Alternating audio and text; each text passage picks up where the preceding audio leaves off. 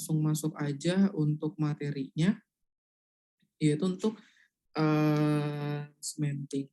Nah, untuk materi cementing itu sendiri sih sebenarnya masih ini ya, berhubungan dengan materi si casing kemarin. Jadi kan setelah kalian pasang casing, otomatis kan kita perlu suatu bahan atau suatu pengerjaan agar casing yang kita sudah pasang itu tuh bisa nempel atau bisa terikat dengan si formasi tersebut kan. Maka dari itu kita perlu di pengerjaan perlu dilakukan yang cementing di pemboran tersebut. Atau penyemanan itu adalah suatu proses pencampuran atau mixing dan pendesakan atau displacement dari bubur semen atau selari melalui casing sehingga mengalir atas melewati anulus di belakang casing sehingga casing itu dapat terikat ke dalam formasi. Jadi pada saat kalian pasang casing kemarin, otomatis kan casing itu kan dipasang di antara kanan kiri si formasi kan. Nah, gimana nih supaya si casing ini tuh dia bisa melekat atau bisa terikat antara si formasi ini dengan si casing ini, gitu ya, dengan cara si melakukan pekerjaan si cementing ini untuk bisa merekatkan si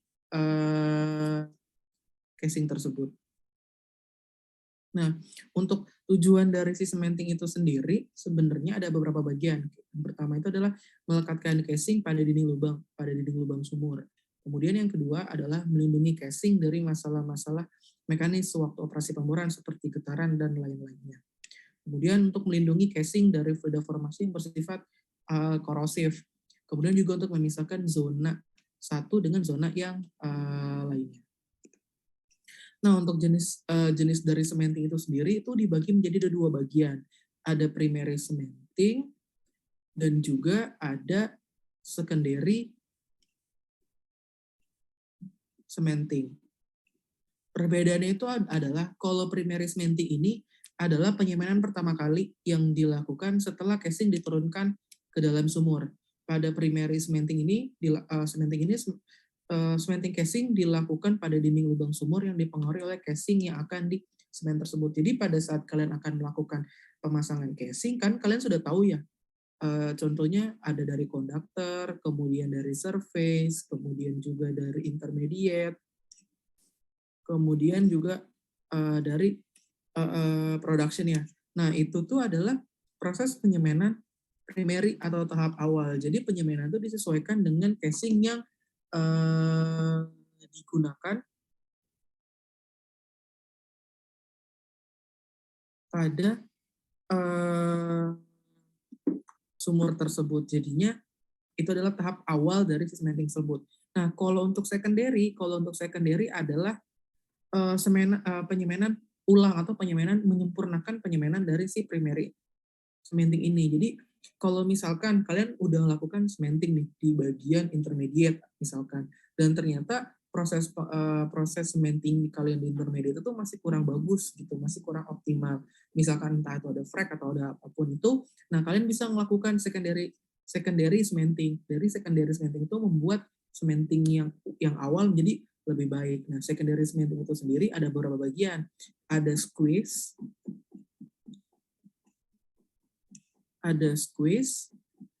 kemudian juga ada re-cementing, kemudian juga ada putback. Nah, untuk yang pertama ini adalah primary cementing itu sendiri. Nah, untuk primary cementing itu sendiri disesuaikan dengan casing yang sedang kalian pasang. Contohnya di sini ada penyemanan konduktor, ada penyemanan surface, kemudian ada penyemanan intermediate, dan ada penyemanan production.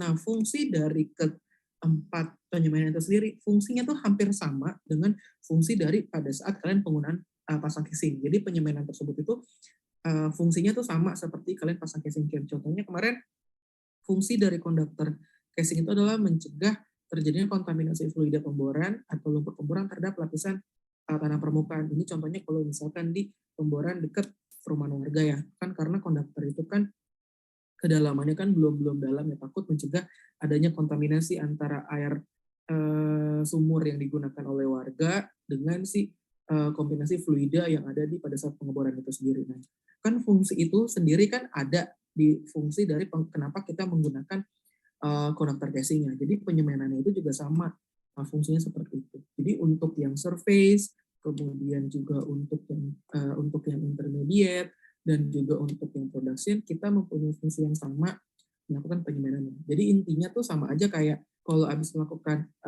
pasang casing, ya semen selanjutnya adalah cementing. Untuk gimana caranya supaya casing yang sudah kalian pasang itu bisa terikat antara casing dengan si formasi tersebut. Sampai sini ada yang ingin kalian tanyakan kira-kira? Atau cukup jelas? Jelas, Bang. Oke.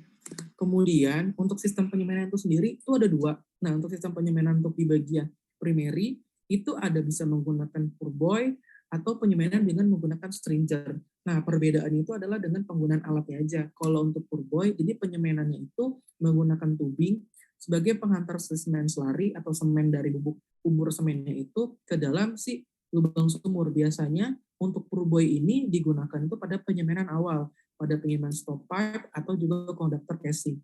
Pada bagian stop pipe atau pemasangan tubing di bagian anulus, pertama dibor dengan stop pipe, sedangkan untuk konduktor casing menggunakan pipe tubing ke dalam casing yang digantung dengan si cementing head. Contoh gambarnya itu seperti ini. Sekarang ini arealnya ya, di sini adalah arealnya itu adalah casing 20 inci dengan open hole 26, jadi bagian konduktornya. Ini casingnya, kemudian dialirkan dengan tubingnya. Kemudian cementingnya itu nanti akan dipompakan dari atas, dan kemudian dia keluar ke samping kanan kiri dari anulus si lumpur tersebut, kanan kiri ke bagian anulus untuk merekatkan antara si formasi ini tuh formasinya dengan si casing tersebut. Jadi untuk membuat nempel antara si casing dengan si semennya tersebut. Ini adalah untuk yang pour buoy. Selanjutnya kalau untuk yang stringer, kalau yang stringer itu adalah penyemanan dengan menggunakan stringer dan drill pipe. Biasanya shoe yang yang dipakai adalah duplex shoe yang di bagian bawah.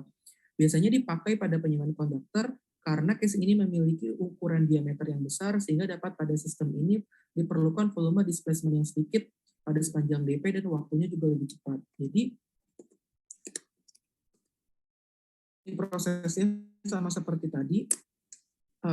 Ini udah pasang casingnya, kemudian ini tubingnya. Nah, bedanya itu adalah di bagian alat sini tuh kita pasang si stringer. Kalau tadi tuh enggak. Kemudian dari stringer itu nanti dialirkan ke dalam si drill pipe tersebut. Ini udah nyatu ya di bagian dengan rangkaiannya. Kemudian dialirkan dari si tubing tersebut dan dia masuk ke dalam si anulusnya ini, kanan kirinya ini, untuk merekatkan antara si formasi dengan si casing tersebut. Nah, ini adalah dua sistem penyemanan yang sering digunakan. Entah itu kita bisa menggunakan buoy atau kita bisa menggunakan si stringer ini. Dan kemudian di sini contoh penyemanan casing antara contohnya di sini misalkan kita sudah disemen nih, sudah disemen untuk open hole 26 inci dengan casing 20 inci ya. Kayak kita mau semen bagian untuk yang di bawahnya, misalkan di bagian surface-nya. Berarti kan di sini sudah pasang casing kan, sudah pasang casing dan juga sudah di cementing. Kemudian stop atasnya, dan ini adalah casingnya. Untuk di bagian ini adalah kedalaman yang akan kalian bor untuk di bagian surface-nya. Ini dipompakan dipompakan cementingnya. Dan kemudian dia bakal masuk ke bawah sini, masuk sini dan keluar, dan dia bakal masuk ke anulus kanan kiri yang di bagian si casing 13/3/8 ini. Dan dia bakal masuk ke sebelah sini untuk cementing bagian sininya, anulus bagian sininya. Untuk casing bagian yang kedua, untuk primary cementing. Ini adalah contoh dari animasi penggambaran proses penyemanan tersebut. Selanjutnya, selain itu kan ada juga penyemanan dengan menggunakan dual stack cementing system. Nah, untuk dual stack cementing system itu digunakan bila tekanan formasinya tidak cukup kuat untuk menahan tekanan hidrostatis bubur semen yang akan dipompakan ke dalam anulus. Jadi kita bisa ngelakuin dual stack cementing kalau misalkan tekanan formasinya itu tidak cukup nih menahan sampai tekanan hidrostatik dari buburnya. Kenapa? Kalau misalkan nggak bisa nahan, takut terjadi low circulation gitu, karena kan ada salah satu penanggulangan circulation itu kita bisa menggunakan si cementing tersebut. Cementing itu tuh kita bisa kerjain. Ini contoh animasinya sama seperti tadi, cuman yang membedakan adalah kita harus menambahkan beberapa alat.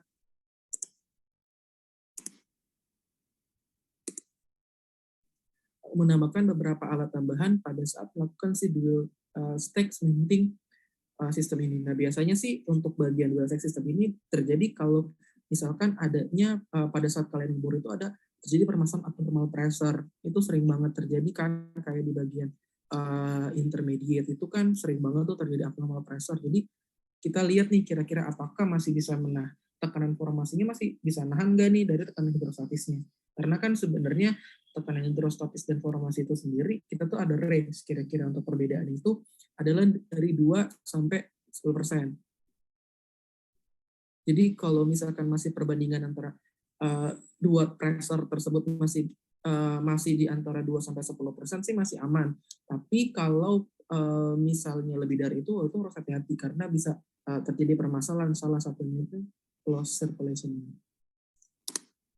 Kemudian ada penyemanan multi-stack, yaitu penyemanan casing dalam satu trayek dilakukan lebih dari satu kali dengan cara bertahap atau bertingkat. Khususnya itu menggunakan ada peralatan khusus seperti di SCC, plug kusuk, float polar khusus. Dan pertimbangan dilakukan penyemanan multi-stack itu adalah untuk casing yang disemen panjang ataupun ada zona loss pada lubang sumur tersebut yang biasanya terjadi di intermediate atau di production. Nah, itu juga bisa penyemanan multi-stack juga bisa digunakan di trayek intermediate ataupun di production tersebut. Kemudian selanjutnya ada jenis semen secondary. Tadi sempat udah saya highlight secondary cementing atau remedial cementing ya, yaitu adalah penyemanan ulang untuk menyempurnakan dari si primary cementing tersebut atau untuk memperbaiki penyemanan yang rusak di awal. Jadi secondary cementing itu sendiri dilakukan apabila pemboran gagal mendapatkan minyak ataupun menutup kembali zona produktif yang diperforasi. Jadi bisa dilakukan secondary cementing tersebut. Nah, secondary cementing itu sendiri dibagi ada 3 bagian. Jadi kalian bisa milih ada squeeze cementing, ada raise cementing, ada loop back cementing. Tapi yang sering banget digunakan itu adalah si squeeze cementing ini daripada kedua ini sih. Oke, yang pertama itu adalah si squeeze cementing. Tujuan dari squeeze cementing itu adalah yang pertama kita ingin mengurangi nilai dari water oil ratio, water gas ratio, sama gas oil ratio yang ada di sumur tersebut. Kemudian yang kedua adalah untuk menutup formasi yang sudah tidak produktif lagi. Jadi dari squeeze cementing itu kalau sumurnya sudah tidak produktif ya kita bisa tutup dengan si squeeze cementing ini. Kemudian untuk menutup zona low circulation, bisa aja kalau misalkan ada terjadi loss dan pada saat melakukan cementing, dan itu bisa kalian tutup dengan menggunakan squeeze ini. Memperbaiki kebocoran yang terjadi dengan casing dan memperbaiki primary cementing yang kurang memuaskan. Jadi yang di awal tadi cementing kurang bagus, cementing jobnya kurang bagus, jadi bisa dibetulkan dengan menggunakan si squeeze cementing ini. Kemudian untuk operasi squeeze cementing dilakukan selama operasi pemboran berlangsung dan juga bisa dilakukan pada saat kompresi atau pada saat walkover pula. Nah, untuk squeeze cementing itu ada dua metode yang digunakan. Jadi kita bisa menggunakan braided head squeeze atau menggunakan packer squeeze. Nah, yang membedakan antara braided squeeze sama packer squeeze itu adalah penggunaan alat aja. Kalau yang squeeze dengan packer kita harus menambahkan alat lagi, yaitu rapid bevel packer. Nah, kalau untuk yang braided head squeeze, caranya itu adalah menempatkan semen selari di depan si perforasi tersebut atau bisa disebut sebagai balancing plug. Setelah si selari semen itu dicampur, kemudian selari dipompakan ke dalam tubing dan diikuti dengan fluida walkover yang sudah dihitung sehingga dapat membentuk keseimbangan antara kolom lumpur di dalam tubing dan di bagian anulusnya. Tingkat diangkat atau di semen selari tersebut pada tubing dilakukan untuk sirkulasi balik dan membersihkan kelebihan dari si semen tersebut. tekanan dari squeeze akan diberikan untuk menekan si slurry atau si semen tersebut ke dalam perforasi. Setelah final squeeze pressure didapatkan, tubing kemudian diturunkan dan sirkulasi balik kelebihan semen itu berapa, sampai si semen plak itu masih tinggal beberapa feet di atas perforasi tersebut.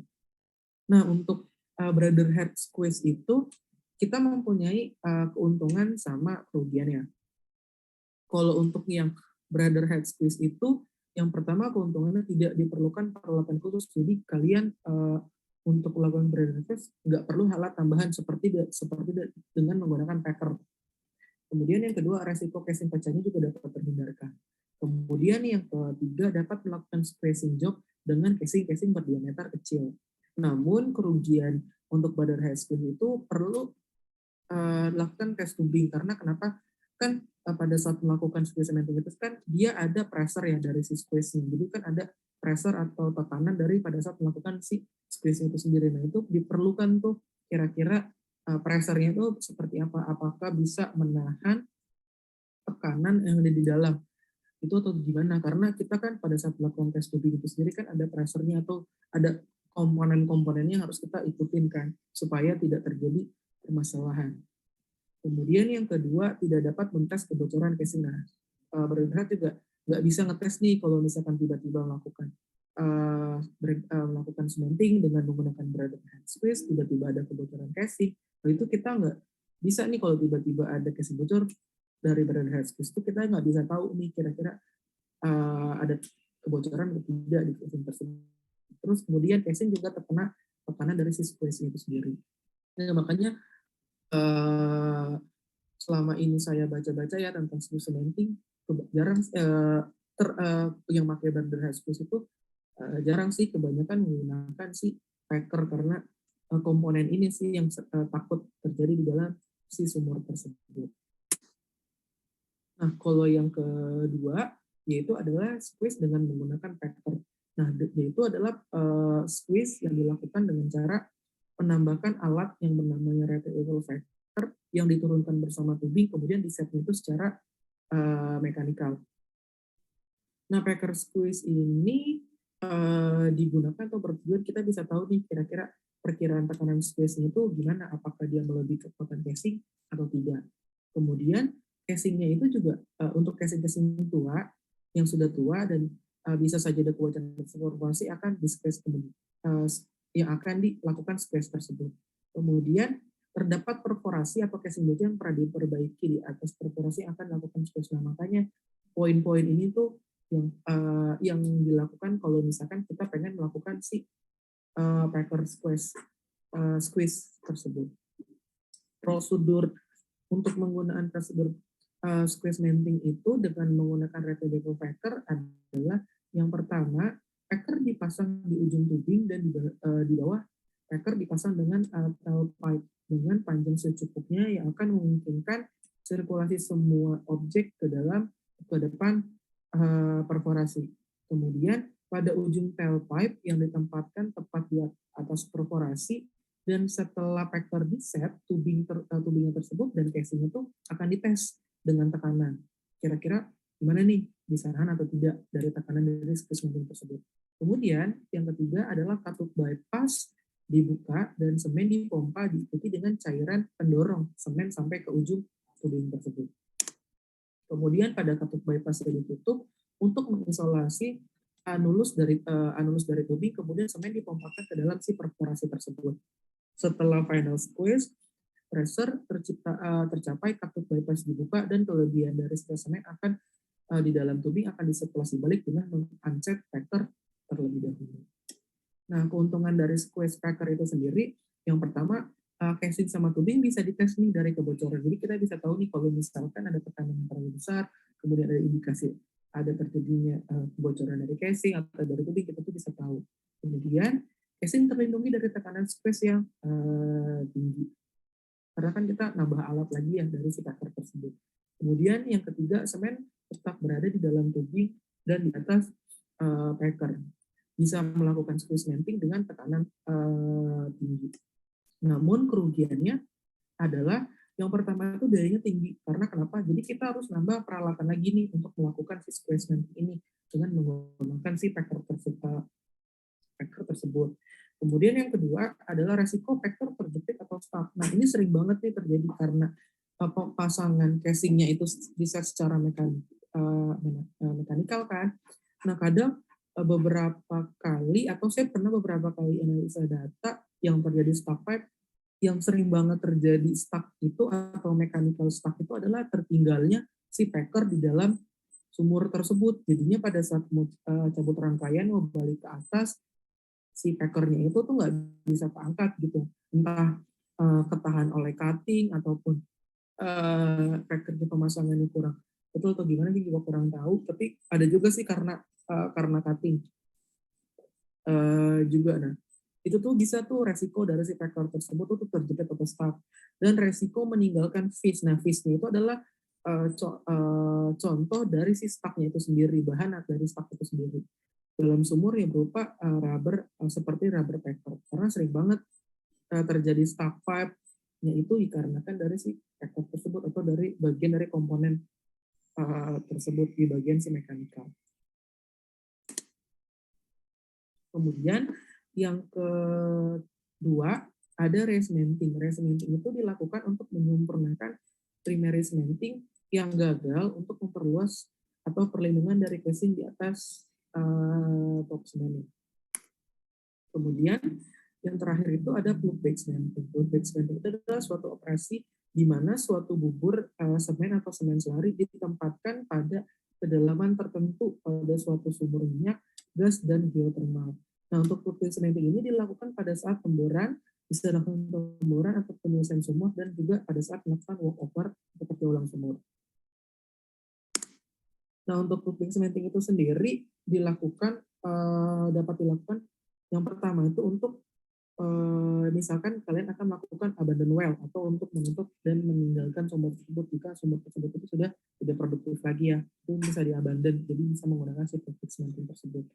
Kemudian yang kedua, lakukan directional drilling sebagai landasan whipstock yang dikarenakan adanya perbedaan compressive strength antara semen dan formasi, maka mengakibatkan perubahan arah pada bit tersebut. Jadi untuk supaya directional drillingnya itu dia pembelokannya itu tidak bermasalah karena adanya perbedaan dari si compressive strength semen dan formasi, maka dilakukanlah si plug bag cementing ini. Kemudian yang ketiga, menutup zona air di bawah zona minyak agar water oil ratio berkurang pada open hole completion. Kemudian yang terakhir itu adalah kekurangan pada plug bag cementing adalah dia tidak dapat digunakan untuk mengetes kebocoran casing, tetapi plug bag cementing itu lebih baik daripada si squeeze cementing.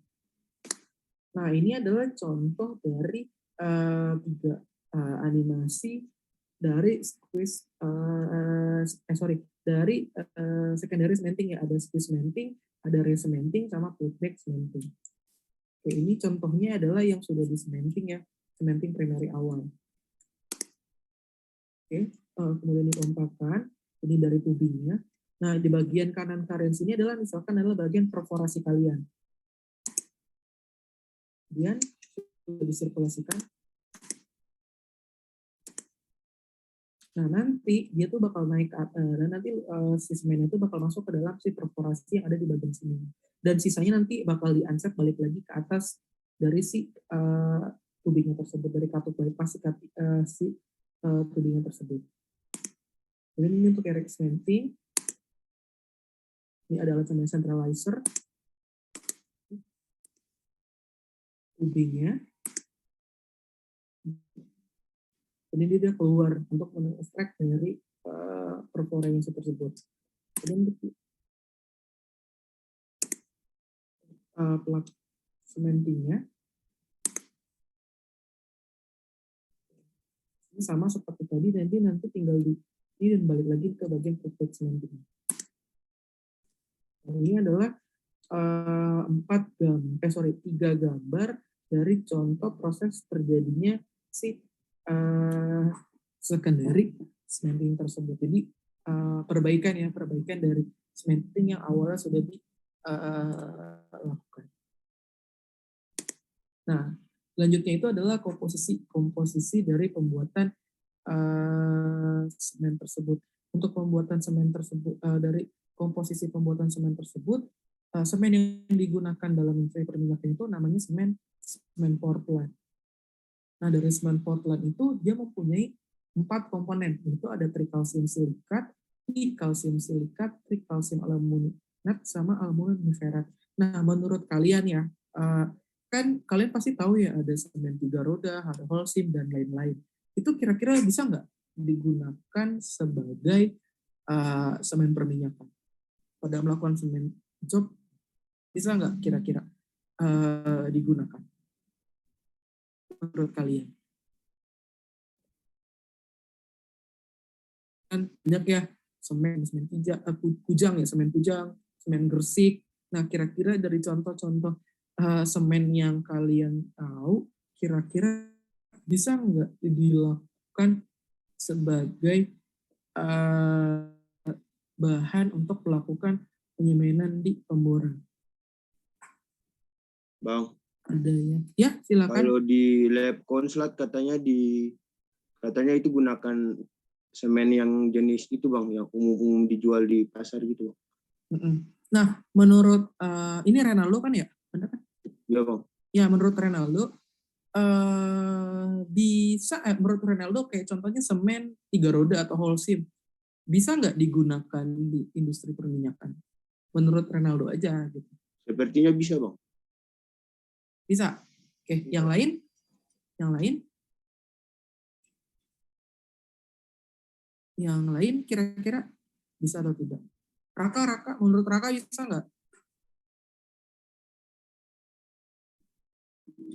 Tidak. Kenapa tidak?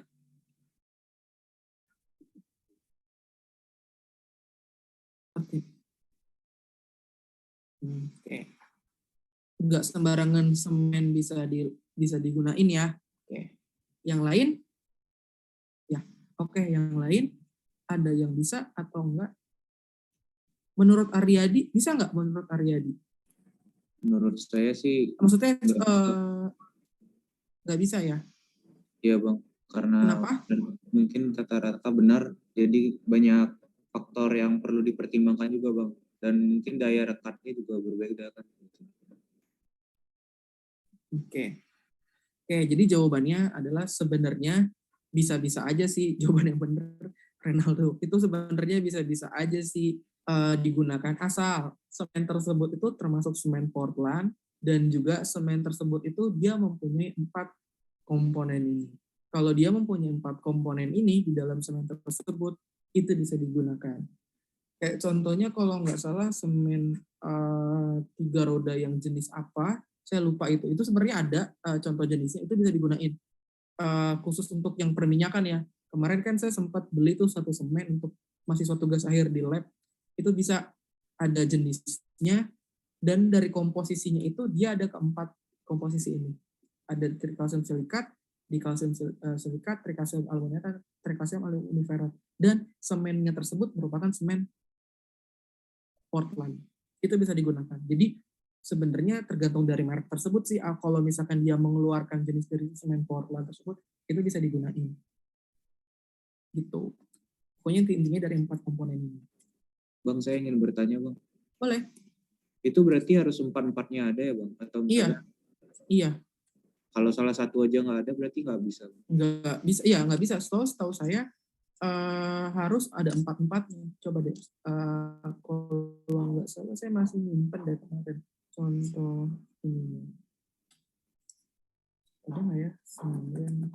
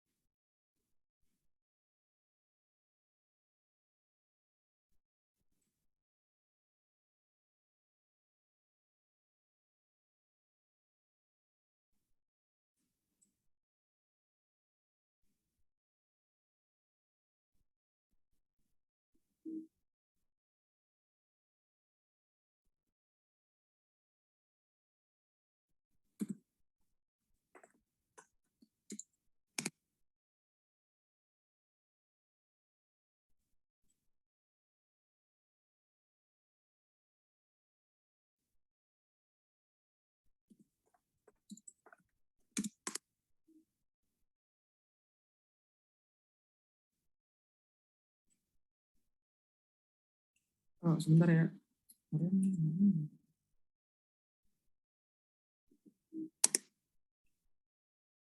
Atau nanti deh saya cari gambarnya. Itu ada kemarin komponen dari semen yang di pasaran yang bisa digunakan sebagai semen Portland tersebut. Selanjutnya untuk semen Portland dari 4 komponen tadi dia tuh punya 2 material pembuatan dari si semen Portland semen ini, yaitu ada material calcareous dan material algareous. Nah, yang membedakan itu adalah isinya. Kalau untuk material calcareous itu adalah material yang berisi kalsium karbonat dan kalsium oksida dari limestone dan batuan semen. Kalau untuk algareous itu berisi dari clay dan mineral clay. Nah, di sini udah ada 2 nih. Ada materialnya, ada material calcareous dan argillous-nya. Yang pertama ada limestone. Kalau calcareous itu ada limestone, ada semen rock, ada chalk, ada marl, ada marine shell atau coral, dan alkaline waste. Kemudian kalau argillaceous itu ada clay, ada shell, ada salt and mudstone, ada blast furnace rock, ada fly ash, sama semen rock, dan kemudian dilakukan proses di sini. Kemudian juga ada pengaruh temperatur juga, kemudian lakukan semen clinker sampai dia akhirnya menjadi si Portland semen tersebut. Seperti ini untuk komposisinya.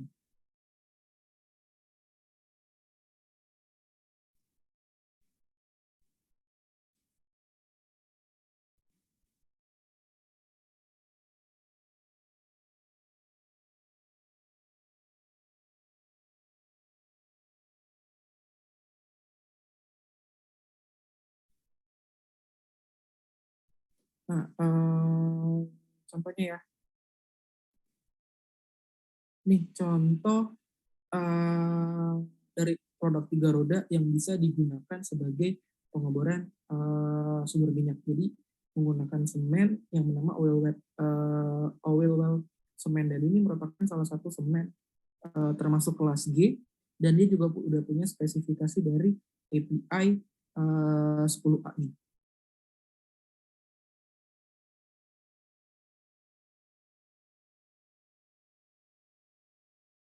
Kenapa? Sebenarnya tinggal dilihat aja sih dari komponen. Kan dari semen itu sendiri kan ada komposisi di belakangnya kan, atau dari situs itu bisa kelihatan sih. Gitu. Kemarin, iya, iya. Dan di sini kan ada, di sini kan ada spek kelasnya. Nah, nanti dari penggunaan semen itu sendiri ada grade kelasnya yang akan kalian gunakan. Nah, itu penentuan dari grade kelasnya itu adalah sesuai dengan kedalaman yang akan kalian lakukan. Sampai kedalaman berapa kira-kira semen kelas itu tuh akan digunakan. Gitu. Jadi bisa digunain sih. Soalnya buat senior-senior kalian nih yang tugas saya buat tentang cementing kan agak susah ya nyari semennya itu tuh seperti apa ya. Ya, kita harus nyari nih semen tersebut itu apakah bisa digunakan di sumur minyak atau tidak gitu. Tapi kalau sudah ada kandungan itu dan sudah ada spek dari American Petroleum Industry, ya itu kira-kira tuh berarti bisa digunakan. Yang contohnya itu yang ini, dia bisa digunakan untuk specification 10A untuk kelas G. Nah, biasanya untuk kelas G itu adalah semen contoh semen yang sering digunakan di beberapa lapangan, karena kan untuk kelas G itu bisa digunakan sampai kedalaman sekitar 8.000 feet deh untuk si semen kelas G ini.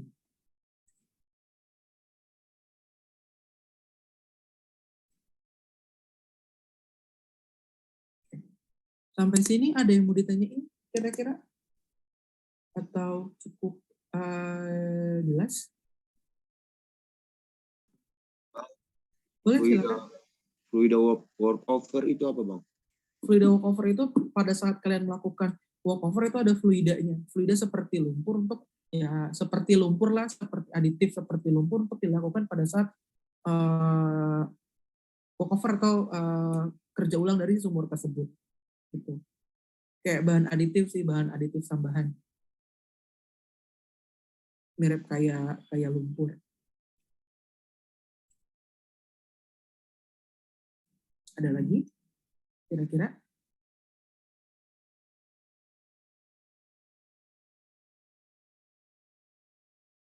Ya,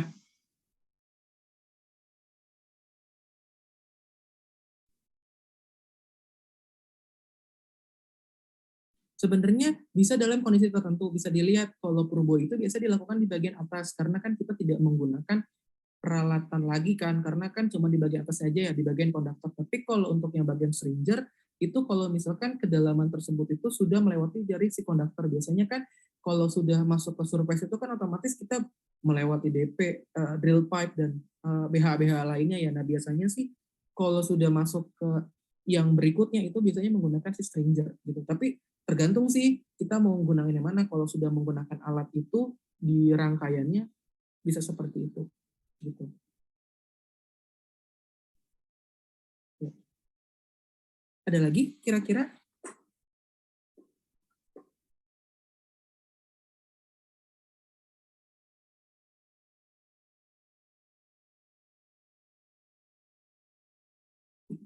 Oke, untuk klasifikasi semen, untuk klasifikasi semen itu sudah diklasifikasikan oleh API, oleh American Petroleum Institute, untuk melakukan pengklasifikasian semen dari beberapa kelas. Nah, untuk pengklasifikasiannya itu berdasarkan dari kondisi sumur, temperatur, tekanan, dan kandungan yang terdapat dari fluida formasi tersebut. Jadi penggunaan kelasnya itu juga ada eh, ininya, ada spesifikasinya. Nah, di sini sudah ada ya, sudah ada semen-semen yang akan digunakan. Contohnya dari kelas A sampai kelas H. Nah, dari semen antara kelas A sampai kelas H itu dia punya range. Kira-kira dia juga punya, misalkan dia punya range dari segi kedalaman, dan mungkin juga dia punya range dalam temperatur ya. Nah, contohnya itu adalah untuk yang semen kelas A. Untuk yang semen kelas A itu digunakan pada kedalaman 0 sampai 600 feet. Nah, semen ini terdapat pada tipe awal atau ordinary pipe, dan juga mirip seperti semen ASTM C150 yang pertama. Kemudian yang kedua itu adalah semen kelas B. Itu digunakan untuk kedalaman 0 sampai kedalaman 100 feet dan tersedia dalam jenis tahan terhadap kandungan sulfat menengah dan tinggi atau moderate and high sulfat resistant. Kemudian yang C itu kedalamannya sama sampai kedalaman 6.000 feet juga, namun dia mempunyai sifat high early stress. Jadi proses pengerasan itu dia lebih cepat, dan semen ini tersedia dalam jenis moderat dan high sulfat resistant. Jadi kalian bisa milih nih kira-kira mau tipikal kelas semen mana yang akan kalian gunakan. Selanjutnya ada semen kelas D. Untuk semen kelas D itu digunakan dari kedalaman 6.000 feet sampai kedalaman 12.000 feet ya. Jadi kalau misalkan tadi ini kalian menggunakan semen kelas C, kelas C itu kan cuma sampai 6.000 feet ya, otomatis kan, dan ternyata sumur kalian itu ternyata lebih dari 6.000, misalkan contoh 12.000 misalkan. Ya udah kalian bisa nambahin dari kedalaman 6.000-nya itu menggunakan semen kelas D, karena semen kelas D itu bisa sampai kedalaman 12.000 gitu. Dan untuk semen kelas D itu dapat digunakan pada sumur yang mempunyai tekanan dan temperatur tinggi, dan kemudian juga dia tersedia dalam jenis moderat dan juga high sulfat resistant dari si fluida formasi tersebut. Kemudian untuk kelas E, untuk yang kelas E itu adalah dari kedalaman 6.000 feet sampai kedalaman 14.000 feet. Itu sama juga seperti tadi yang D, kalau misalkan kedalaman sampai 14.000 ya kalian bisa guna ini, semen kelas E ini. Jadi kalian bisa menggunakan dua ya, yang satu semen apa dari antara A, B, C, dan kemudian yang lanjutannya untuk sampai kedalaman target yang akan kalian lakukan. Kemudian untuk semen kelas F, yaitu adalah dari kedalaman 11.000 sampai kedalaman 16.000 feet. Ini juga sama seperti tadi, tinggal kalian lihat penggunaannya itu seperti apa. Misalkan sampai 6.000, dan sampai 6.000 itu kan nggak bisa ya. Kemudian dari kedalaman 10.000 sampai 16.000, ya udah tinggal nanti kedalaman sampai terakhirnya tinggal diganti dengan penggunaan si semen kelas F ini. Kemudian ada semen kelas G. Untuk semen kelas G dari kedalaman 0 sampai kedalaman 8.000 feet, yang merupakan semen dasar yang bila ditambahkan dengan retarders ini dapat mencapai di sumur pemboran. Makanya tadi contoh yang tadi 3 roda tadi yang sumur OWC itu merupakan salah satu semen tipe kelas G. Salah satu tipe semen yang banyak digunakan. Kemudian ada semen kelas H yang digunakan dari kedalaman 0 sampai kedalaman 400 feet dan merupakan semen dasar dengan penambahan akselerator dan retarder. Semen ini dapat digunakan pada range kedalaman dan temperatur yang besar. Semen ini hanya tersedia dalam jenis moderat sulfat dan resistan. Oke, selanjutnya itu ada yang namanya sifat fisik semen. Nah, untuk sifat fisik semen itu sendiri sebenarnya ada beberapa poin, dia tuh hampir sama seperti dengan sifat fisik lumpur. Jadi ada densitasnya, kemudian juga ada filtration loss-nya. Cuman ada beberapa buku dan juga ada beberapa penelitian dia menghitung reologi dari semen tersebut. Dan sebenarnya fungsinya itu yang pertama aja seperti lumpur, cuman sama saya nggak saya masukin ke reologi lumpurnya karena menurut saya yang lebih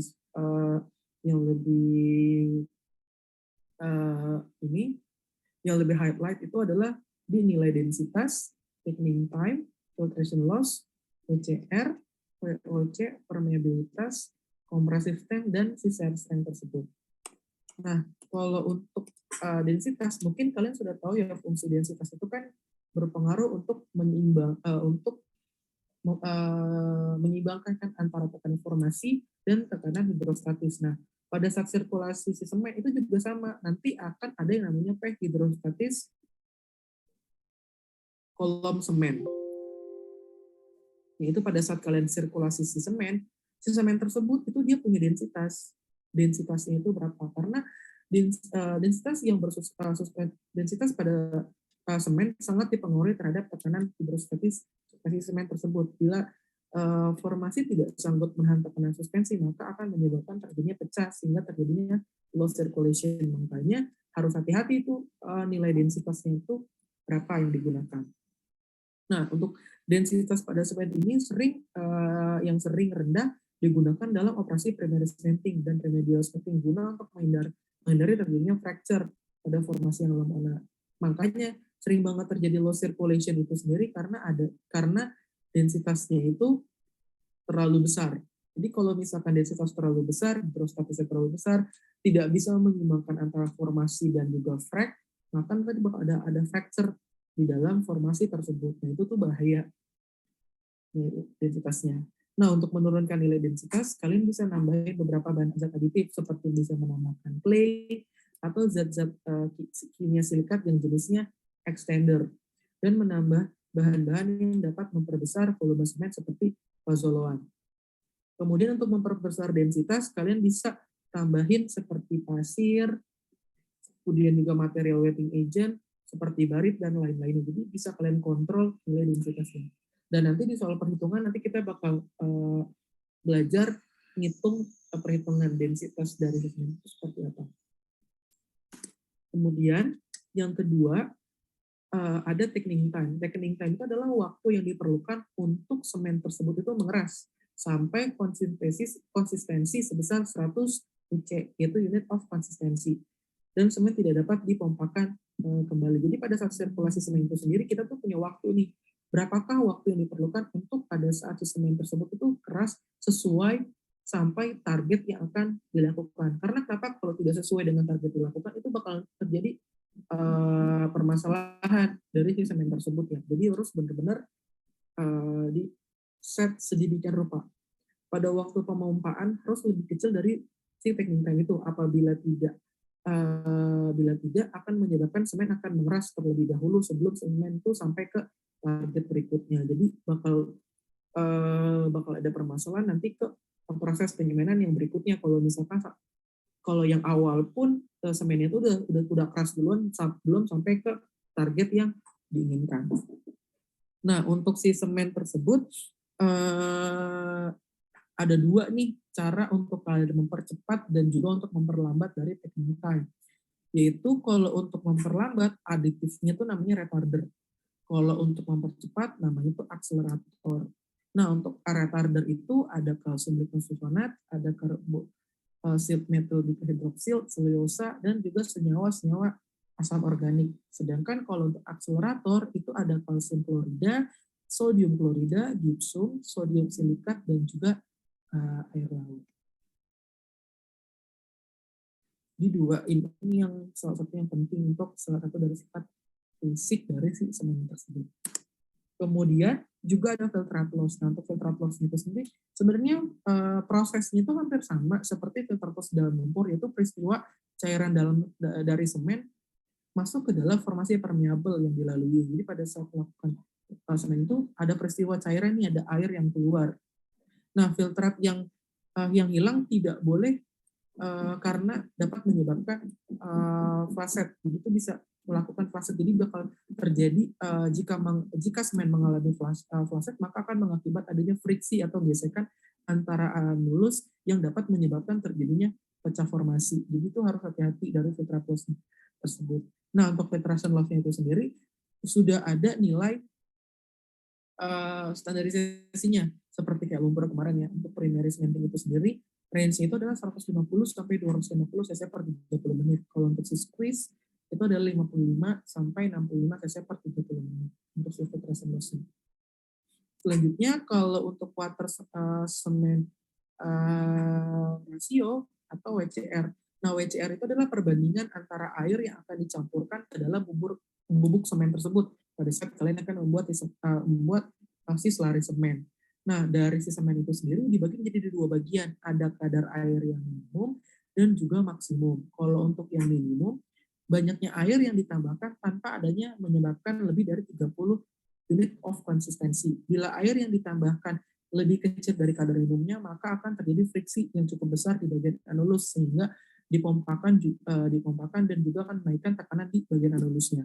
Sedangkan kalau untuk yang air maksimum yaitu adalah 250 mili bubur semen yang didiamkan selama 2 jam dan maksimum dari air bebasnya sebesar 3,5 mili. Maka akan terjadi pori-pori pada semen tersebut dan hal ini akan mengakibatkan semen yang mempunyai permeabilitas yang besar. Nah, itu harus hati-hati tuh kalau misalkan ada permeabilitas yang besar karena bisa menyebabkan adanya circulation. Kemudian ada wetting on semen. Wetting on semen itu adalah waktu yang dihitung pada saat wiper plug diturunkan ke bagian plug di bor kembali untuk melakukan operasi yang selanjutnya. Jadi WOC itu ditentukan oleh tekanan dan temperatur pada si sumur tersebut. Nah, WCR, compressive strength, dan additive.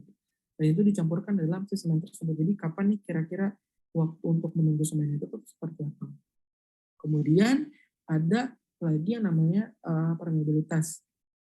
Nah, permeabilitas itu diukur pada semen yang mengeras yang bermakna dengan permeabilitas batuan tersebut berarti memiliki kemampuan untuk fluida. Pada cementing tersebut, permeabilitas itu yang diinginkan adalah tidak ada atau sekecil mungkin. Karena kenapa? Kalau misalkan ada permeabilitas atau misalkan ada permeabilitas terlalu besar di cementing tersebut, akan terjadinya kontak fluida antara formasi dengan di anulusnya.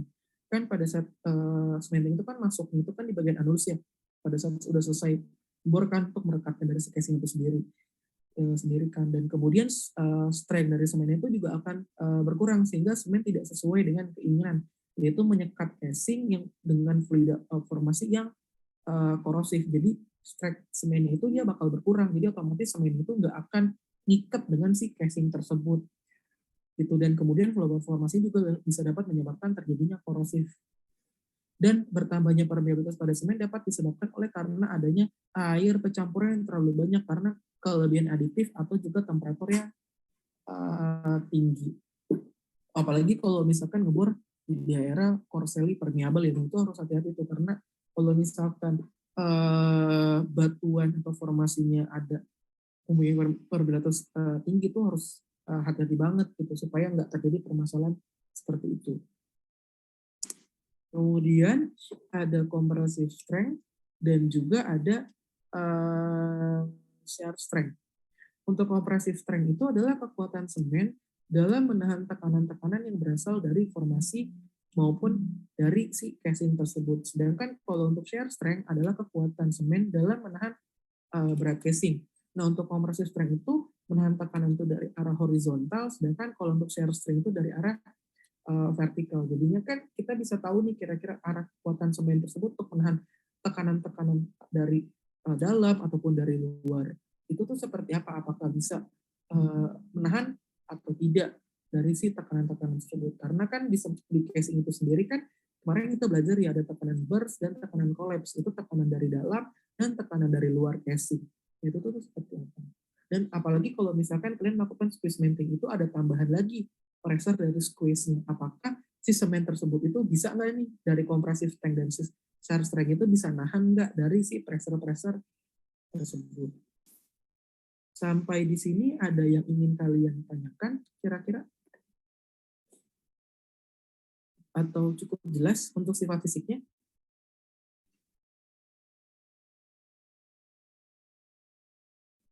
Boleh, silakan.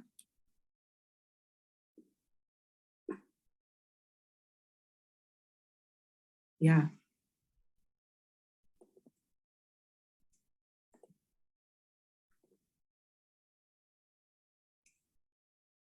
Yang mana? Semen apa? Kelas E. Bisa? Boleh. Boleh aja. Boleh juga. Yang penting kedalaman sumur tersebut, semen tersebut itu bisa digunakan sampai kedalaman yang akan digunakan. Dan juga karakteristiknya itu sama seperti yang ada di semen si kelasnya itu sendiri. Jadi kalau misalkan kedalamannya 10.000, kemudian kondisi sumurnya juga dia mempunyai tekanan sama presornya tinggi, kemudian juga dia high solvent resistant, ya udah itu boleh kalian menggunakan si semen kelas E. Iya, iya. Boleh yang mana aja. Yang penting tahu ya batasannya itu seperti apa. Ya. Ada lagi yang ingin ditanyakan kira-kira? Ada lagi? Oke, untuk aditif yang digunakan di dalam semen, sama tadi ya ada akselerator, ada retarder, ada extender, ada wetting agent, dispersan, ada fluid loss control agent, ada loss circulation agent, dan special additive. Nah, kalau untuk akselerator sama retarder yang tadi ya, untuk mempercepat tackling time sama untuk memperlambat tackling time. Jadi mempercepat pengerasan pada semen dan juga memperlambat pengerasan pada semen. Kalau extender itu adalah untuk menaikkan volume semen namun tidak menaikkan nilai mengurangi densitas semen tersebut. Jadi volumenya naik tapi namun tidak mengurangi densitas tersebut. Nah, itu contohnya adalah bentonite, sodium silikat, fazoloan, perlit, dan gelsonite. Nah, kalau untuk menaikkan densitas, itu kalian bisa menggunakan wetting agent. Itu ada hematite, ilmenite, barit, pasir, dan lain-lain. Kemudian kalau untuk mengurangi viskositas dari semen tersebut, kalian bisa menggunakan polyamine sulfonat atau polynetan sulfonat. Nah, kalau untuk mencegah fluid loss control dari si semen tersebut, kalian bisa menggunakan polimer atau sensek atau latex atau fungsi-fungsi dari bahan aditif pada lumpur yang bisa berfungsi sebagai si fluid loss control agent karena itu fungsinya sama aja sih sebenarnya. Selanjutnya ada LCM. Jadi kalau misalkan nih pada saat kalian melakukan cementing ada permasalahan ini LC atau hilangnya semen masuk ke dalam formasi ya. Kalau LCM yang awal kan lumpur masuk dalam formasi, tapi kalau ini misalkan kalian lagi melakukan si cementing, ternyata cementing itu masuk ke dalam formasi rekah gitu atau formasi yang lemah atau masuk ke dalam gerowong-gerowong itu. Nah, kalian bisa nih gunain bahan aditif itu adalah low circulation material. Itu bisa menggunakan gilsonite, flax, gypsum, bentona atau nutshell atau bisa menggunakan LCM. LCM itu sendiri ada flax, ada granular, dan juga ada fibrous. Nah, tinggal ini aja, tinggal bahan apa aja sih yang tersedia di lapangan tersebut. Jadi bisa digunakan dari ketiga contoh LCM ini. Kemudian ada special additive. Untuk special additive itu ada silika, ada merkil, kemudian ada radioactive tracer, dan antifoam agent. Nah, untuk silika itu adalah penyemanan agar strength semen tidak hilang pada temperatur tinggi. Kemudian juga ada merkil untuk menetralisir bubur semen terhadap zat-zat kimia yang terdapat dalam lumpur pemburuan tersebut. Kemudian dari radial tracer yang memudahkan operasi logging dalam menentukan posisi semen dan mengetahui kualitas dari ikatan semen tersebut. Selanjutnya anti-foam agent untuk mencegah hilangnya tekanan pada tempat tersebut. Ini adalah special additive yang digunakan pada saat melakukan cementing, tapi nggak semuanya digunain sih. Kalau misalkan ada permasalahan aja sih, baru menggunakan special additive ini. Selanjutnya untuk peralatan pada persemenan itu ada di sini ada casing shoe, ada shoe track, ada casing collar, centralizer, scratcher, sama cementing head. Nah, di sini ada contoh, di sini adalah casing yang akan kita pasang. Di bagian sini adalah scratchernya. Di bagian sini adalah centralizer, di sini adalah casing shoe, di sini adalah shoe track, dan di sini adalah di sini casing collar, di bagian sini casing shoe-nya. Nah, pada saat kalian melakukan sirkulasi semen, nah semen itu kan dimasukin melewati scratcher, masuk ke centralizer, kemudian masuk ke casing collar, kemudian casing shoe, kemudian keluar nih di bagian sini dan masuk ke bagian kanan kiri dari si semen tersebut. Untuk cementing head itu di bagian atas cementing head-nya. Ini ada contoh gambarnya. Cementing head ini adalah peralatan dari si penyimpanan tersebut. Nah, mungkin kalian udah ambil mata kuliah konslat ya, pastikan kalian sudah tahu lah fungsi dari alat penyimpanan itu tuh seperti apa. Sampai di sini ada yang ingin ditanyakan kira-kira? Atau cukup jelas? Sebelum saya masuk ke contoh soal perhitungannya. Halo? Sudah cukup jelas?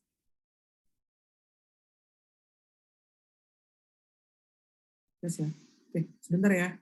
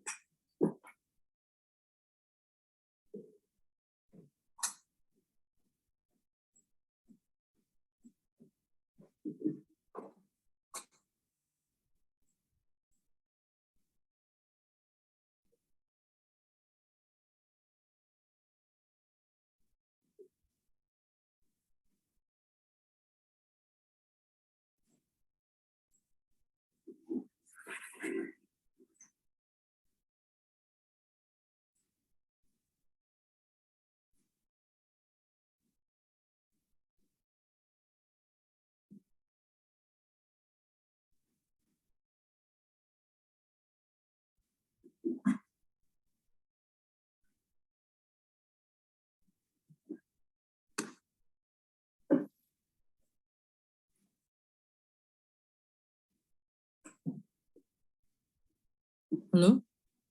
Bisa dengar suara saya? Oke. Nah, ini adalah salah satu contoh dari contoh soal dari si cementing ya, dari si penggunaan cementing di bagian surface casing. Nah, ini kan kemarin kita sudah belajar ya cara pemasangan surface casing dan lain-lainnya lah ya. Kita sudah tahu kita pakai menggunakan grade apa dan lain-lainnya. Nah, setelah kalian pasang casing, kan diperlukan cementing ya untuk membuat si casing tersebut itu dia bisa nempel atau bisa terikat dengan si formasi tersebut. Maka dari itu dilakukanlah cementing job di bagian surface casingnya. Nah, untuk soalnya adalah setelah selesai pemasangan casing, maka sumur tersebut akan dilakukan penyemenan, di mana digunakan semen kelas G dengan campuran bentonite sebesar 4%. Dan excess volume sebesar 25%. Di semen dari dasar sampai ke permukaan casing dengan ID-nya sebesar 18,52 inci. Nah, di sini ada komponen atau tabel dari si kelas masing-masing tersebut dan juga dia ada by weight of semen dari si waternya tersebut dalam satuan galon per sak dan liter per sak. Dan kemudian di sini juga dikasih tahu bahwa penambahan 5% air pada tiap pemakaian satu bentongan. Nah, kira-kira pertanyaan apa aja sih yang harus kalian kerjakan atau hitungan apa aja sih yang harus kalian lakukan. Nah, yang pertama itu kalian harus tahu yield slurry dan densitas slurry dari si semen tersebut itu tuh berapa. Kemudian sak semen yang digunakan itu berapa. Kemudian total waktu yang dibutuhkan pada proses penyemenan jika release plug-nya 15 menit, mixing rate 30 sak per menit, dan flow rate pompanya 280 GPM. Kemudian berapa banyak air spacer yang dibutuhkan untuk mengurangi tekanan hidrostatis sebesar 350 psi. Tentukan annular velocity, volume of mixing water, dan berapa total lumpur yang kembali selama proses penyimpanan tersebut. Ini soal casing yang kemarin kan, saya minggu lalu pernah bilang ya, untuk soal casing sama cementing itu soalnya tuh berhubungan. Jadi nanti pada saat ngerjain soal cementing, kalau beberapa datanya itu tidak ada di soal casing ini, soal cementing ini, kalian tinggal lihat aja di data casingnya itu seperti apa untuk data-datanya. Oke, untuk yang pertama, kita menentukan yield slurry sama densitas slurry. Nah, untuk menentukan yield slurry sama densitas slurry, kita harus tahu massa slurry sama volume slurry-nya dulu. Karena kenapa? Rumus dari densitas slurry itu adalah massa slurry dibagi volume slurry atau massa dibagi volume. Sedangkan kalau untuk rumus yield slurry itu adalah volume slurry dibagi 7,48 galon per kubik feet. Maka dari itu kita harus tahu nih berapa massa slurry dan berapa volume slurry-nya. Nah, untuk massa slurry-nya itu adalah isi semen, isinya adalah semen, bentonite, ditambah air. Ini yang dasar ya, semen, bentonite, tambah air. Jadi kalian harus tahu nih massa semen berapa, massa bentonite-nya berapa, dan kemudian massa airnya berapa. Yang pertama itu adalah massa semen. Massa semen itu adalah, kalian perlu ingat, 1 sak semen sama dengan 94 pound. 1 sak semen sama dengan 94 pound. Jadi untuk yang pertama, untuk yang massa semen itu adalah langsung kalian masukkan 94. Jadi 1 sak semen sama dengan 94 pound. Kemudian kalau udah tahu, kita cari ini yang kedua, yaitu adalah bentonite. Bentonite itu caranya presentasi bentonite dikali dengan 1 sak semen. Ya udah, tinggal dilihat berapa sih bentonite yang digunakan. Di sini dia bilang pencampuran bentonite yang digunakan itu harus besar 4%.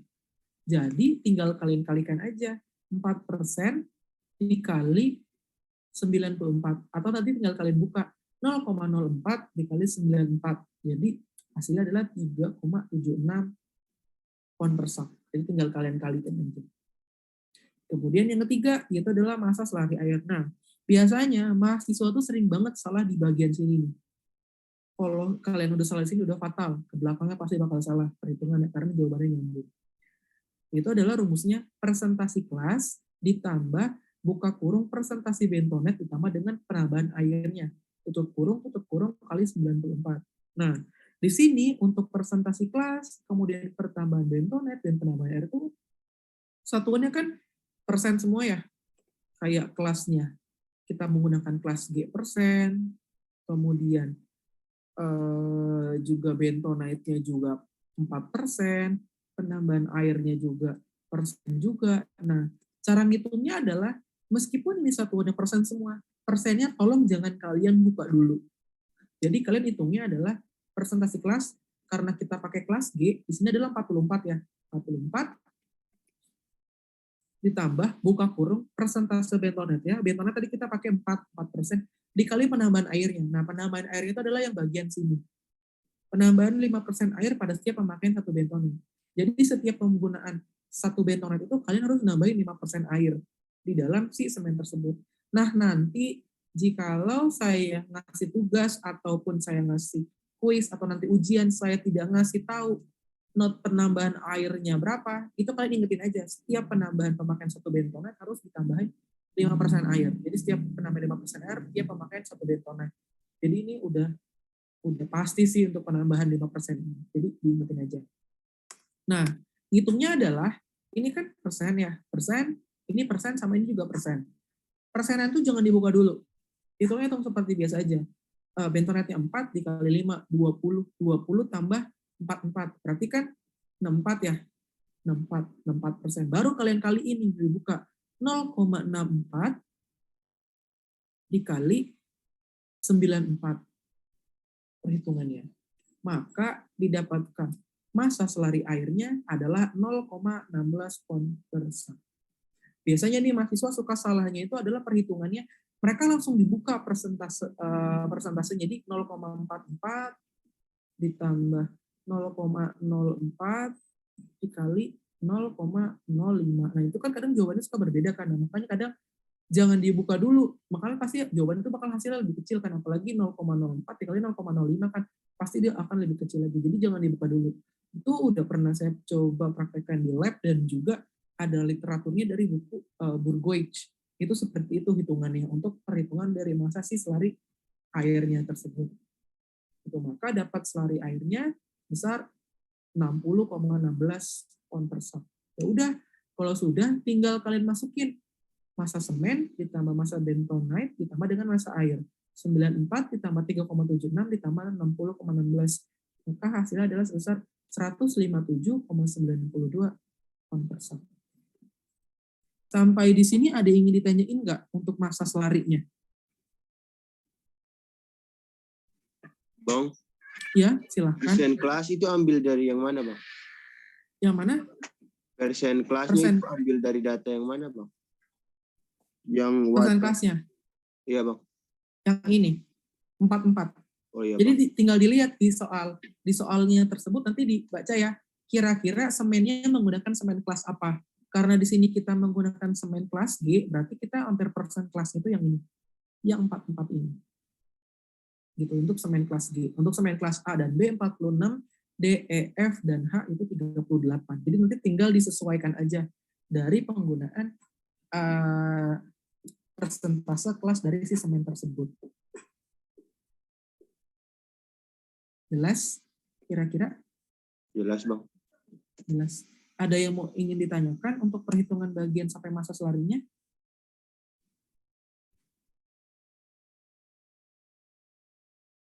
Kalau tidak ada, kita langsung masuk ke volume selari ya. Untuk volume selari, rumusnya adalah massa selari semen dibagi SG semen dikali 8,33. Kemudian ditambah massa selari bentonat dibagi SG bentonat dikali 8,33. Ditambah massa selari air dibagi SG air dikali 8,33. Ya udah, tinggal kalian masukkan aja untuk si volume selarinya. Tadi kan kita massa selarinya kita udah dapat ya, massa selari semen, bentonite, dan juga air. Tinggal kalian masukin. Nah, untuk SG-nya, untuk SG semen itu adalah 3,14, SG bentonite 2,65, SG air adalah sama dengan 1. Dikali 8,33 supaya satuannya menjadi galon per sak untuk volume selarinya. Maka didapatkan volume selarinya sebesar 10,99 galon per sak. Untuk yang pertama, untuk volume selarinya. Oke, berarti kita sudah dapat nih ya, massa selari dan juga volume selarinya. Nah, tinggal kalian masukin aja untuk mencari nilai densitas selari dan juga untuk mencari nilai si yield selarinya. Untuk densitas selarinya, yaitu adalah massa selari dibagi dengan volumenya. Massa selarinya itu adalah tadi 157,92 ton per sak dibagi dengan volume selarinya 10,99 galon per sak. Sak sama sak, coret ya, tinggal dibagi, maka densitas selarinya sebesar 14,37 ton per galon atau ppg. Sedangkan untuk yield selarinya, rumusnya adalah volume selari dibagi 7,4 galon per sak. Yield selarinya itu adalah 10,99 galon per sak dibagi dengan 7,48 galon per cubic feet. Galon sama galon dicoret, cubic feet naik ke atas ya, cubic feet naik ke atas per sak. Ini tinggal kalian bagi aja, maka hasilnya adalah sebesar 1,47 cubic feet per sak untuk yield selarinya. Sampai di sini jelas? Ada yang ingin kalian tanyakan kira-kira untuk densitas selari sama yield selarinya?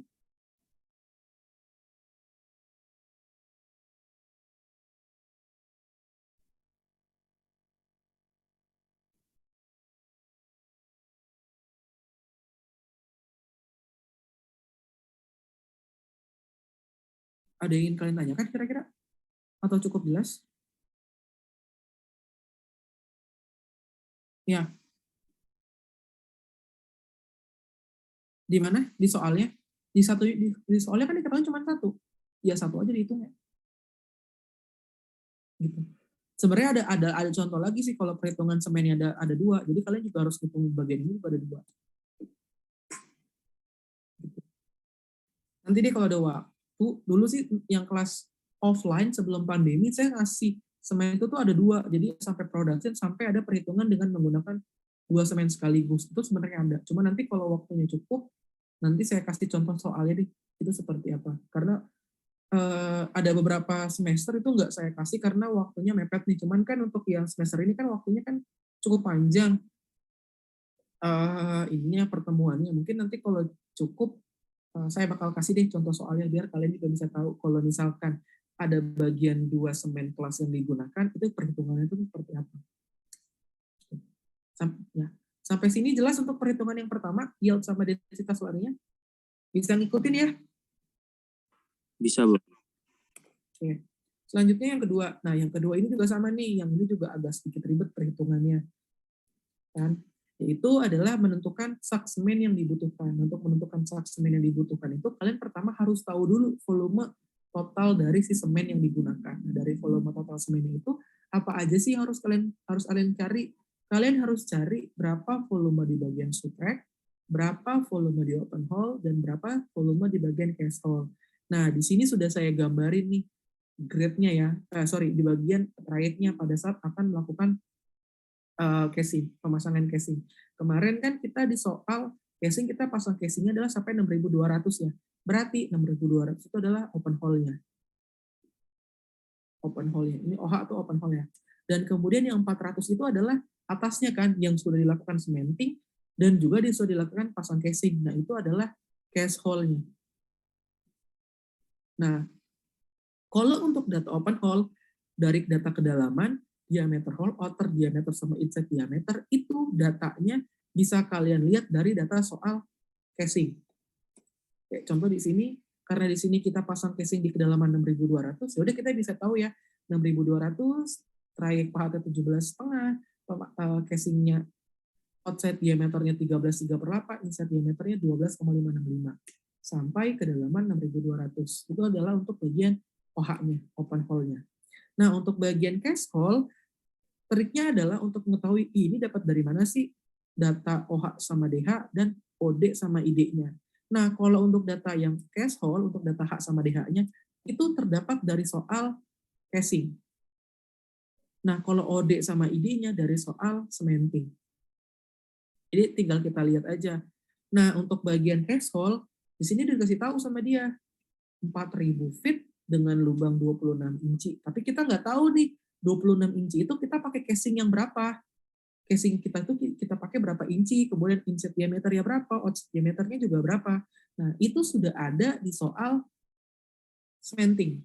Di sini dia bilang casing 20 inci, inside diameternya 18,52. Jadi outer diameternya adalah 20, inside diameternya 18,52. Maka untuk di bagian cast hole, outer diameter 20 inci, inside diameter 18,52. Nah, kenapa saya selalu suruh mahasiswa bikin ini supaya nanti pada saat kalian menghitung bagian sini, ketiga volume ini, kalian tuh nggak bingung. Oh, saya ngitung di bagian mana ya? Datanya tuh yang mana ya? Jadi itu mempermudah kalian tanpa kalian harus buka-buka soal yang ada di bagian casing lagi atau di cementing lagi. Udah kalian klasifikasikan. Oke. Sampai sini, untuk gambar sini jelas penentuan datanya. Ada yang mau ditanyain nggak kira-kira? Jelas? Oke. Selanjutnya, kita hitung bagian yang pertama adalah subtract vol. Untuk subtract vol, rumusnya adalah pi per 4 dikali inside diameter kuadrat dikali H subtract dibagi dengan 1/4. Nah, masih suka nanya, Bang, untuk inside diameternya itu kita pakai inside diameter mana ya? Apakah kita menggunakan inside diameter cast hole atau kita menggunakan open hole? Nah, inside diameternya kita menggunakan inside diameter open hole. Karena kenapa? Kita sedang pasang casing atau kita melakukan cementing itu di kedalaman 6.200. Otomatis kita menggunakan inside diameter pada kedalaman 6.200 atau inside diameter pada casing si surface-nya tersebut, yaitu adalah 12,565 ya untuk si casing 13/3/8 ini, untuk bagian surface casing ini. Oke, pi per 4 dikali insert diameter 12,65 dikali dengan panjang sutreknya. Untuk panjang sutreknya tinggal kalian lihat di data casing. Data casing dia bilang panjang sutrek sebesar 80 feet dari dasar lubang. Maka H untuk sutreknya itu adalah 80 dibagi dengan 144. Maka H sutreknya sebesar 68,89 kubik feet. Selanjutnya untuk open hole-nya. Untuk open hole-nya itu adalah rumusnya pi per 4 dikali diameter hole kuadrat dikurangi faktor diameter kuadrat dikali panjang kedalaman open hole dikali 100 ditambah 100 ditambah excess hole dibagi 1/4. Nah, untuk open hole-nya tinggal kalian lihat aja diameter hole sama outer diameternya. 17,5 sama 13/3/8 itu 13,375. Nah, untuk panjang open hole-nya kadang mahasiswa suka salah. Mereka langsung masuk 6.200. Sebenarnya salah. Bukan 6.200. Tapi panjang dari open hole itu adalah dari start sini, dari 400 sampai 6.200. Dari kedalaman target si cache hole sampai ke target si open hole-nya itu tuh berapa. Jadi tinggal kalian kurangin aja. 6.200 dikurangin 400. Maka H open hole-nya sebesar 5.800. Ditambah 1, buka kurung tambah 1 ditambah dengan excess hole-nya. Excess hole-nya sebesar 25%. Jadi 0,25 ya untuk excess hole-nya. 0,25 dibagi dengan 144. Maka open hole-nya sebesar 5.036,12 kubik feet. Kemudian yang terakhir yaitu adalah cache hole volumenya. Cache hole volume itu adalah pi per 4 dikali inside diameter dikurangi outside diameter dikali panjang cache hole dibagi dengan 144. Nah, untuk cache hole ini kalian harus hati-hati. Ada 2 data yang harus kalian gunakan. Untuk inside diameter, kalian menggunakan inside diameter si cache hole. Tapi kalau untuk outer diameternya, kalian menggunakan outer diameter open hole. Karena kenapa? Ini adalah inside dan outside antara casing plus antara casing las sama casing yang digunakan. Jadi kira-kira berapa nih inside diameter dengan outside diameter dari si casing tersebut itu tuh kira-kira berapa? Kalau misalkan kalian menggunakan inside diameter dari casing, otomatisnya pasti bakal minus. Kan hasilnya, outside diameternya kalian menggunakan pakai cache hole itu bakal minus. Karena kan outside diameternya 20. Nggak mungkin dong 18,5 dikurangi 20. Itu pasti hasil minus. Maka dari itu, inside diameternya 18,52 dikurangi dengan outside diameternya 13/3/8. Itu 13,375. Dikali dengan panjang cache hole-nya, yaitu adalah 400 ya. Yaitu last casing atasnya, yaitu adalah 400 feet dibagi dengan 144. Maka hasilnya adalah 358,01 kubik feet untuk cache hole-nya. Kalau udah dapat semua, tinggal kalian tambahin aja tuh total volumenya. Yaitu tinggal subtract ditambah open hole ditambah dengan cache hole. Dari ketiga tersebut, maka didapatkan hasil volume totalnya sebesar 5.493,02 kubik feet. Nah, karena di sini ditanyanya dalam bentuk satuan sak semen yang dibutuhkan, nah itu bisa kalian bagi dengan yield selarinya. Sak semen sama dengan volume total dibagi dengan yield selarinya. Total semennya adalah 5.463,02 kubik feet dibagi dengan yield selarinya 1,47 kubik feet per sak. Kubik feet sama kubik feet dicoret ya. Sisa sak, maka sak semennya adalah sebesar 3.719,34 sak yang digunakan. Sampai di sini ada yang ingin ditanyakan untuk perhitungan sak semen yang dibutuhkannya?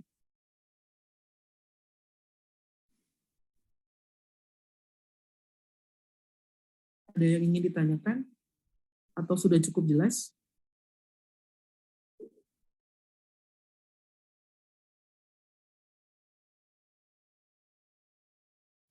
Jelas, Bang. Jelas ya? Oke, kalau jelas, lanjut untuk menghitung total waktu yang dibutuhkan untuk proses penyimenan jika release plug 15 menit dan missing rate-nya sebesar 30 sak per menit. Kemudian untuk flow rate pompanya sebesar 250 GPM.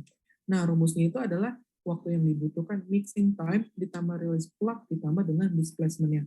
Untuk mixing time, rumusnya adalah sak semen yang digunakan dibagi dengan mixing rate-nya.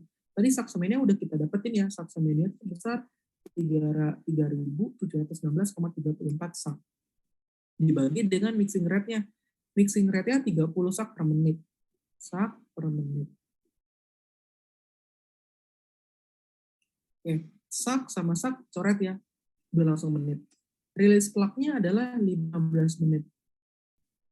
15 menit ya.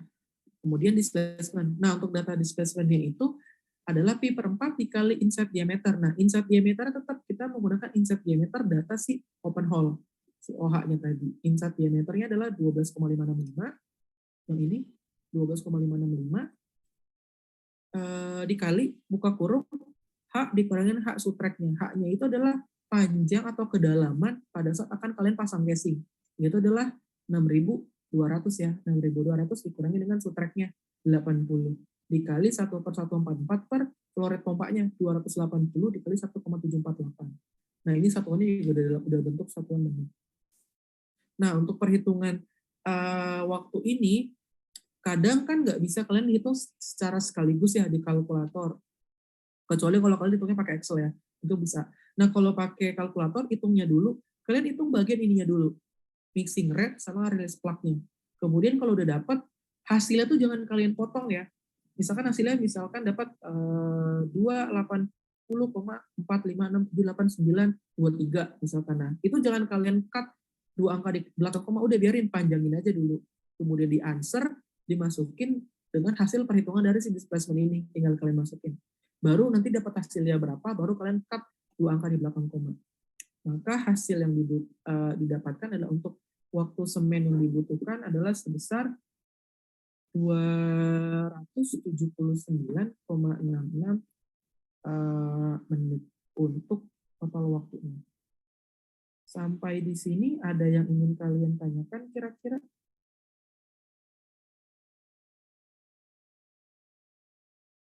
Kenapa dibagi 1,748 itu ini untuk konversi. Untuk konversi supaya hasil itu menjadi satuannya menit. Seperti ini. Nanti ntar ada coret-coret gitu.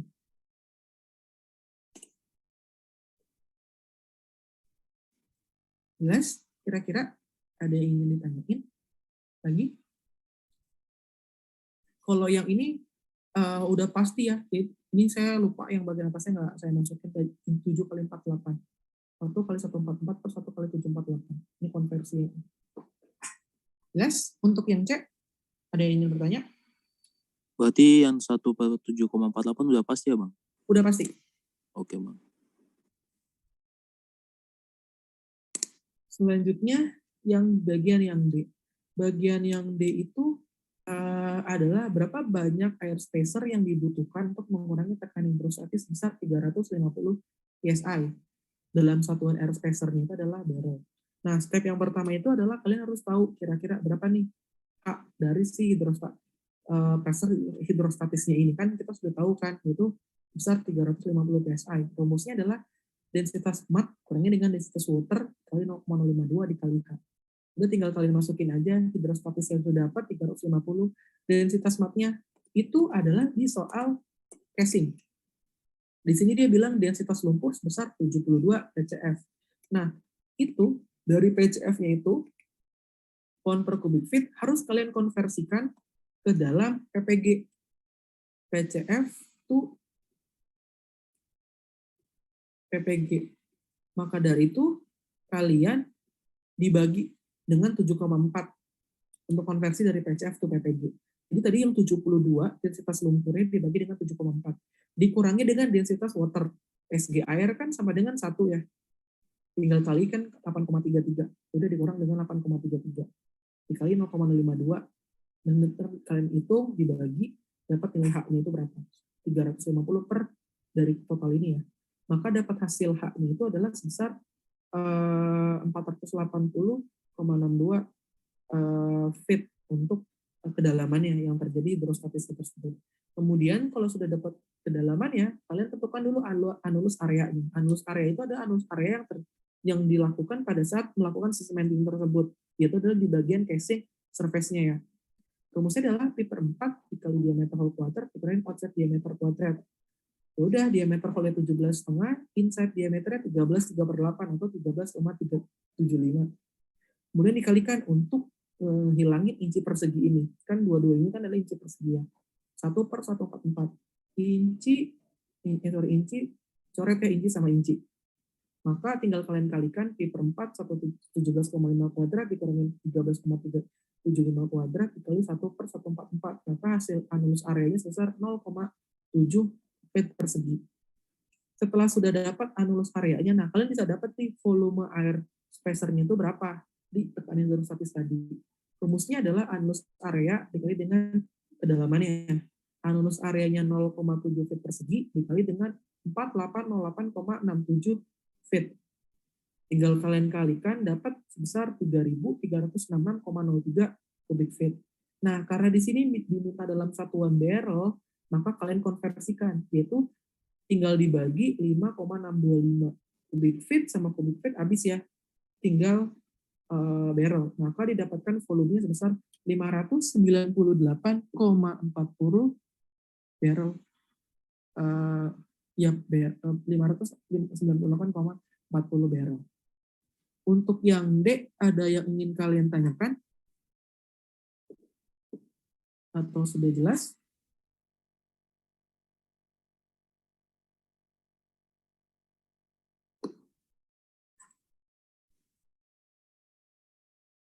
Cukup jelas, Bang.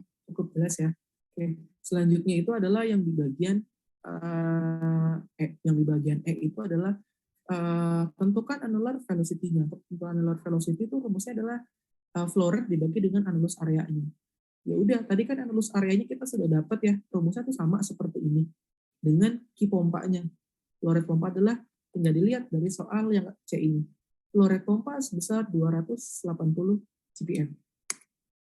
Tinggal dimasukin 280 GPM per sama kayak tadi pi per 4 17, kuadrat dikurang 13,75 kuadrat. Nah, di sini dikali 1/74 1/7,48 per 1/144. Di sini adalah kenapa dikalikan untuk menghilangkan konversinya. Itu yang pertama, feet per kubik feet. Kubik ini hilang ya 3, sisa feet ya. Feet persegi coret tinggal feet. Inci persegi tinggal inci. Galon tinggal galon.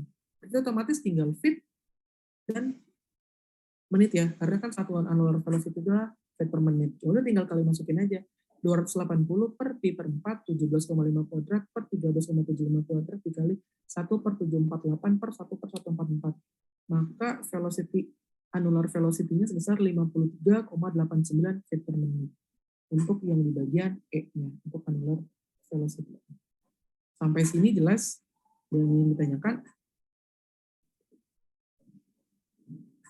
Jelas, untuk data ininya udah pasti ya, jadi tinggal kalian masukin aja untuk perhitungan ini. Untuk konversian. Jelas? Jelas, Bang. Kemudian yang F itu adalah tentukan volume of mixing water. Rumusnya adalah volume of mixing water sama dengan sak semen dikali dengan pertambahan airnya.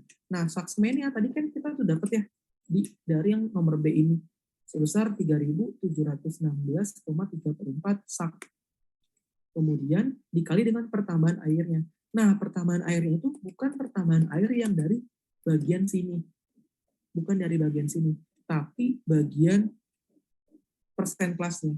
Di sini kasih tahu untuk kelas G penambahan airnya itu adalah dalam satuan galon per sak 4,97, kalau untuk liter 18,8. Nah, tapi kita pakainya satuannya yang galon per sak aja. Nggak usah pakai liter per sak. Oke, ya udah tinggal dimasukin. Tadi sak semen dari yang step B 3.716,34 sak dikali dengan pertambahan air dari semen kelas G-nya 4,97 galon per sak. Sak dengan sak habis ya besar, maka didapatkan hasilnya 18.470,21 galon untuk volume of mixing water-nya. Nah, karena di sini satuannya ditanya dalam bentuk barrel, kalian tinggal konversikan aja, dibagi dengan 42. Galon sama galon habis 18.470,21 dibagi 42. Maka volume of mixing water-nya sebesar 439,77 barrel untuk volume of mixing water-nya. Kemudian yang terakhir yaitu adalah tentukan total volume lumpur selama proses penyemanan jika diketahui volume of mixing water head-nya sebesar 300 barrel. Nah, untuk rumusnya itu adalah mat return sama dengan still fall ditambah dengan volume of water head ditambah dengan total slurry volumenya. Nah, untuk still fall-nya itu rumusnya adalah P/4 outside diameter dikurangi inside diameter Inci kuadrat 1/144 dikali dengan total dip-nya. Nah, total dip-nya nih, kadang suka mahasiswa suka salah. Total dip-nya itu adalah total dip pada saat kalian pasang casing. Atau casing sudipnya lah. Gitu. Atau kedalaman pada saat akan kalian pasang casing atau akan lakukan cementingnya. Karena di sini di soal surface itu adalah 6.200, jadi di sini 6.200 ya. Jadi harus hati-hati nih. Bukan total dip kedalaman ini. Deh. Tinggal kalian masukin P/4 outside diameter dari si surface 13.375 dikurangi inside diameternya 12,565 dikali 1/144 dikali 620 sama kayak tadi konversi inci sama inci coret ya. Ntar di sini hasilnya adalah cubic feet. Kemudian volume of water head-nya sebesar 30 barrel. Nah, karena di sini satuannya udah cubic feet daripada kita merubah ke barrel nanti karena yang total slurry volume itu satuannya cubic feet. Kalian konversikan dulu untuk volume of water head-nya tuh dari barrel ke cubic feet. Jadi tinggal 30 dikali dengan 5,65 cubic feet. Jadi kan barrel sama barrel hilang ya, udah cubic feet. Kemudian untuk total slurry volume-nya, kan kita sudah punya total slurry volume itu dari step yang kedua ini. Sebesar volume totalnya 5.463,02 cubic feet. Untuk volume totalnya. Maka kalau sudah dapat tinggal kalian tambahin aja poin-poinnya itu berapa. Di sini kan satuannya cubic feet, dan sini juga ada cubic feet ya. Berarti totalnya adalah 6.342,14 cubic feet. Nah, untuk perhitungannya juga sama. Kadang nggak bisa dihitung secara sekaligus, takutnya nggak nyampe ya. Jadi dihitung dulu untuk yang pertama, baru kalau sudah dapat hasilnya berapa, di answer, baru ditambahin untuk perhitungan volume of water head-nya sama total slurry-nya. Baru nanti kalian cut untuk 2 angka di belakang koma. Nah, karena di sini volume total lumpurnya ditanyanya dalam satuan barrel, nah kalian konversikan lagi dari cubic feet ke barrel. Tinggal kalian bagi 5,625. Cubic feet coret 6.342,14 dibagi 5,625. Maka didapatkan mat return-nya sebesar 11.127,49 barrel untuk lumpur yang kembali. Sampai di sini jelas. Ada yang ingin kalian tanyakan kira-kira untuk yang step untuk step F dan step G-nya?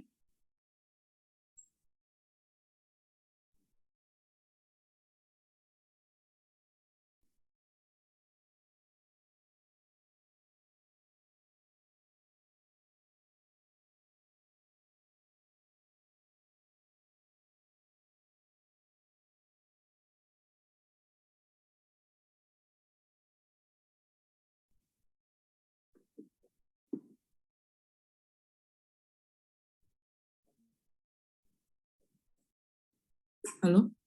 Jelas ada yang ingin ditanyakan kira-kira? Jelas, Bang. Jelas ya?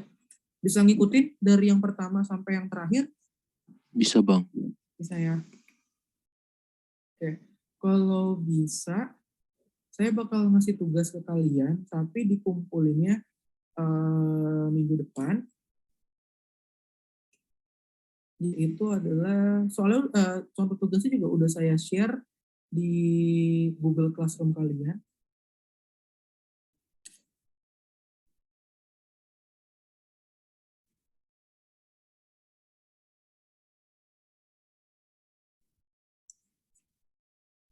Oke, untuk datanya, di sini adalah sama, sebenarnya soalnya sama seperti tadi, yang membedakan itu adalah komponennya aja. Untuk untuk data soal casingnya sama ya, pakai soal yang kemarin, masih tetap surface casing. Untuk surface casing, kedalamannya yaitu adalah 6.200 dan lain-lain. Ini tetap masih sama pakai soal surface casing yang kemarin ya. Nah, tapi yang membedakan itu adalah di bagian soal cementingnya. Itu adalah kalau tadi kan kita pakai semen kelas G nih. Nah, untuk soal tugas kalian pakai semen kelas A. Kemudian campuran bentonetnya juga berbeda, tadi 4% jadi 5%. Excess flow tetap sama 25%. Kemudian flow rate pompanya berbeda, 320 GPM dan juga hidrostatisnya 365 GPM. Kemudian juga untuk persen kelasnya pasti berbeda ya, by weight of semennya untuk di sini dan galon per saknya. Oke, jadi nanti tinggal kalian kerjain untuk komponen dari step A sampai step G ini. Kira-kira ada yang ingin kalian tanyakan sampai sini untuk soal tugasnya?